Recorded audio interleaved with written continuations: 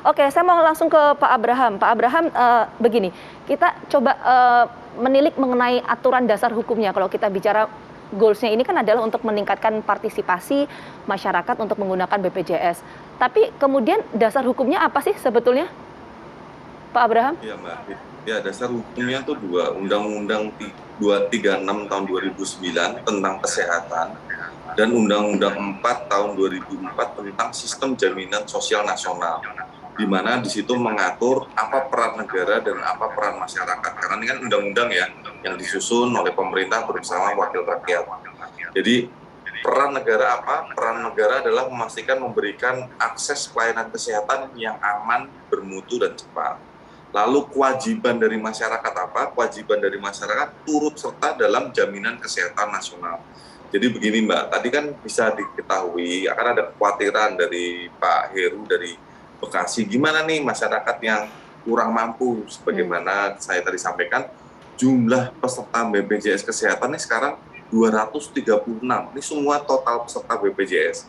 Nah, untuk yang kelompok kurang mampu atau 139 juta ini iurannya dibayari oleh negara. Iurannya dibayar, jadi nggak perlu khawatir. Kalau Mbak Heru nih kayaknya kelompok mampu nih karena punya asuransi swasta, tapi kalau biasanya orang kurang mampu tuh asuransinya ya BPJS Kesehatan. Itu iurannya dibayari oleh negara, jadi nggak perlu pusing karena iurannya dibayari oleh negara. Nah, ternyata di kelompok yang mampu itu ada 32 juta orang yang tidak tertib membayar BPJS. Nah, ini akan mengganggu tadi sistem kesehatan nasional kita. Karena kita berharap sistem ini kan terus berlangsung supaya apa? Supaya yang sehat ini tetap bisa memberikan kontribusi kepada mereka yang sakit. Ini kan semangatnya gotong royong, namanya iuran. Semuanya membayar iuran, tapi klaimnya ini akan dibayarkan bagi mereka yang sakit. Ini adalah upaya pemerintah untuk justru melindungi terutama bagi mereka kelompok yang menengah ke bawah. Jadi sekarang ini Mbak, sekarang ini apabila masyarakat ada yang sakit, sampai cuci darah, operasi, bahkan rawat jalan, itu seluruhnya klaimnya itu ditanggung oleh BPJS Kesehatan. Ini kan suatu reform yang luar biasa yang di sebelum-sebelumnya itu belum ada. Nah, supaya reform ini tetap dan pelayanan ini tetap bisa dinikmati oleh masyarakat, maka kelompok yang mampu ini juga harus tertib membayar iuran.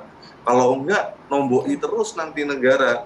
Ketika negara nombok, duitnya dari mana? Dari APBN. APBN, duitnya justru dari rakyat lagi. Jadi kita ingin, terutama bagi mereka yang kelompok mampu ini, tertib membayar iuran BPJS agar seluruh masyarakat Indonesia bisa secara sustain menikmati pelayanan dari BPJS Kesehatan. Oke, baik. Kita terima telepon lagi, Pak Abraham, Pak Haji Hansa. Ini ada Pak Sadeni dari Tangerang. Selamat pagi, Pak Sadeni. Selamat pagi untuk semuanya. Baik, Pak Sadeni, apa yang ingin disampaikan? Saya mau menyampaikan untuk pembuatan BPJS saja itu sulit. Banyak warga yang mengantri berjam-jam. Dan untuk program pemerintah pengurusan surat penyihab satu pintu itu omong kosong. Prakteknya itu berbelit-belit masih. Tolong bapak-bapak juga jangan cuma bisa komen di televisi, di mana. Prakteknya Pak, tolong diperhatikan, turun ke instansi masing-masing. Ya, terima kasih Pak. Pak Sadeni baik Pak Sadeni, tapi Pak Sadeni tadi bilang bikin BPJS aja sulit berjam-jam. Tapi sekarang sudah punya atau gimana Pak? Belum pernah. Berbelit-belit. Oke, layanan satu pintunya yang di mana Pak? Pak Sadeni? Ya, di daerah Tangerang saja. Layanan satu pintunya yang di mana Pak? Untuk pelayanan satu pintu, untuk segala macam surat, itu sulit. Oke, di mana Pak lokasinya? Di mana Pak? Berjam-jam. Oke, boleh tahu di Laksa. Ya, cukup. Oke, baik. Baik, terima kasih Pak Sadeni atas informasinya pagi hari ini. Ada 2 hal tadi yang disampaikan. Intinya layanannya berbelit-belit gitu. Mungkin jadi pekerjaan rumah juga nih Pak Abraham. Apa yang disampaikan Pak Sadeni ini, Pak?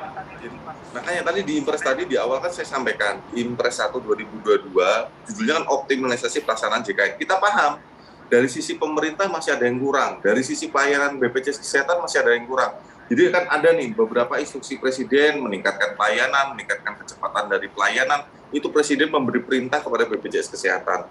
Tapi kan tadi ada sisi lainnya, sisi dari masyarakat. Tadi sebelum kita berdiskusi cukup banyak, instruksi Presiden ini yang dari sisi masyarakat. Tapi kalau kita mau bicara dari sisi pelayanannya, BPJS Kesehatan wajib itu. Jadi makanya kalau sampai betul ada antrian sampai berjam-jam, ini akan kita tegur ini wilayah tersebut. Makanya kita perlu tadi info detail. Tapi sementara kita belum dapat loh data terkait sampai berjam-jam hanya untuk sampai antri berjam-jam untuk bisa membuat BPJS itu sulit. Itu kita belum kita lihat ini. Nah, makanya saya tadi Pak Denny tolong diinfo lokasinya di mana. Ini saya akan minta supaya ditindaklanjuti secepat mungkin.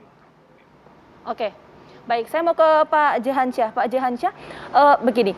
Tadi kan sudah Pak Jehansyah sebutkan ya bahwa ini seharusnya penanganannya dari hulu ke hilir. Hulunya adalah misalnya untuk menangani pemukiman kumuh dan lain sebagainya, sehingga ini berdampak terhadap pengurangan demand orang untuk pergi ke rumah sakit. Tapi sementara di sisi lain kita tahu tadi disebutkan Pak Abraham ada dasar hukum yang mewajibkan setiap orang memiliki BPJS Kesehatan. Ini bagaimana mengenai hal ini, Pak Jehansyah? Iya, jadi pengelolaan BPJS Kesehatan itu tidak bisa hanya di bidang kesehatan. Ini kan instruksi Presiden, bukan instruksi Menteri Kesehatan. Jadi kalau Presiden itu kan membawahi bidang yang lain-lain ya. Nah, masalahnya tadi kan, akar masalahnya yang disebutkan tadi, pemerintah itu ingin mengurangi beban anggaran negara untuk membiayai, mensubsidi ya ini BPJS Kesehatan yang setiap tahunnya itu bangkrut. Nah, tapi lalu pemerintah hanya utak-atik iuran BPJS. Lihat sasaran yang cuma sedikit, kelas menengah atas, masyarakat golongan bawah yang disubsidi, diulang-ulang disebut. Padahal tadi banyak yang mengatakan untuk mendapatkan yang subsidi itu saja susahnya minta ampun, banyak masalah begitu loh. Jadi semuanya itu masih di dalam cangkang kesehatan dalam bentuk SJSN tadi, sistem jaminan sosial. Padahal ini sistem yang menyeluruh. Di bidang kesehatan saja, pemerintah belum jelas kebijakannya untuk menekan biaya pelayanan kesehatan. Nah, kalau sudah masuk ke sini, kaitannya tadi dengan lingkungan permukiman. Pemerintah tidak bisa membiarkan pembangunan fasos-fasum. Ini kewajiban juga loh, ya, pelayanan masyarakat juga. Itu di pasar bebas perumahan permukiman properti seperti itu. Ya, kalau kita perhatikan banyak sekali rumah sakit, dokter, pelayanan kesehatan dan lain-lain itu ya orientasinya itu bisnis. Membandingkan harganya bisnis. Makanya ada yang berkomentar pelayanan kesehatan yang ditanggung BPJS itu terlalu luas. Banyak penyakit berat itu yang mahal. Loh, penyakit berat itu mahal karena pemerintah tidak punya kebijakan menekan pelayanan kesehatan. Ya, dibisniskan, komersialisasikan, diliberalisasikan. Demikian juga di bidang properti, perumahan, permukiman, perkotaan. Sudahlah tidak menangani permukiman kumuh, housing backlog bertambah, permukiman kumuh makin luas. Properti, pertahanan semua dibiarkan sektor properti ya. Sangat liberal, nggak ada Pancasila-Pancasilanya. Ini akhirnya membuat BPJS itu nombok terus, tekor terus. Mau utak-atik apapun. Jadi gini ya, di dalam kebijakan publik itu, arah kebijakan yang benar itu jauh lebih penting dari kecepatan maupun utak-atik administrasi publik ya. Tapi dalam arah kebijakan yang tidak benar begitu. Nah, jadi menurut saya ini Menteri Kesehatan, Kepala BPJS ini harus bicara di level kabinet ya, dipimpin Pak Presiden. Nah, semua sektor nih, Kepala Bappenas ini harusnya berpikir bagaimana ini. Jadi ini bukan masalah Kepala BPJS ini masalah Presiden, masalah Kepala Bappenas, masalah Menteri PUPR, masalah Menteri ATR ya. Bagaimana ini supaya pelayanan kesehatan masyarakat ini. Nah, sekali lagi tadi saya tekankan pasal 28H, itu perhatikanlah, itu amanat negara kita. Oke. Baik, terima kasih Pak Jihansah, Pak Abraham juga terima kasih waktunya sudah bergabung bersama kami pagi hari ini. Salam sehat selalu, selamat beraktivitas lagi Bapak-bapak, sampai ketemu lagi bila kita memiliki kesempatan ya untuk berdiskusi lebih lanjut. Terima kasih, selamat pagi. Terima kasih. Oke, kami jeda terlebih dahulu, nanti kami kembali dengan informasi mengenai sebuah lokasi ya ini yang sudah terendam banjir kurang lebih 3 bulan ya. Ya, di wilayah Tangerang ya. Seperti apa kondisinya saat ini, apa yang kemudian dilakukan oleh pemerintah kabupaten berkaitan dengan kondisi masyarakat di sana. Kita akan hadirkan informasinya saat lagi, tetap bersama kami di Apa Kabar Indonesia Pagi.